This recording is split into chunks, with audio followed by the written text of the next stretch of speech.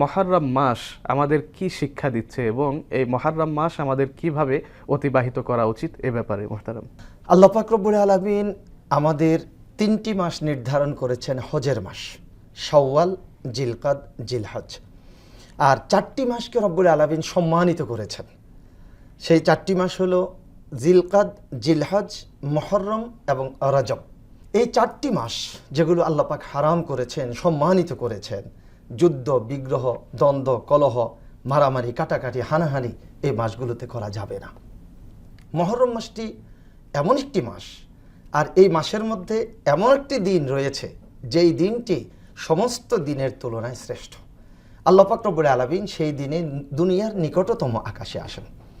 আল্লাহ পাক রব্বুল আলামিন সেই দিনে তার অসংখ্য বান্দাদেরকে মাফ করে দেন। আর সেই দিনটি হচ্ছে ইয়াউমুল আশুরা।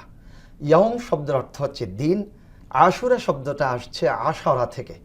তো ইয়াউমুল আশুরা অর্থাৎ এখানে 10ম দিবস। তো এই 10ম দিবস কোন মাসের? মুহররমের 10ম দিবস। তাহলে এই দিনের এত গুরুত্ব, এত তাৎপর্য কেন? আল্লাহ পাক রব্বুল আলামিন এই পৃথিবীকে সৃষ্টি করেছেন ইয়াউমুল আশুরা। হযরত আদম আলাইহিস সালামকে খলাকাল্লাহু আদামা আলা সূরাতিহি তুলহু 60 যিরাআন।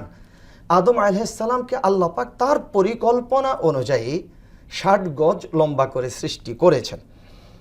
সৃষ্টি করে তাকে রেখেছেন জান্নাতে।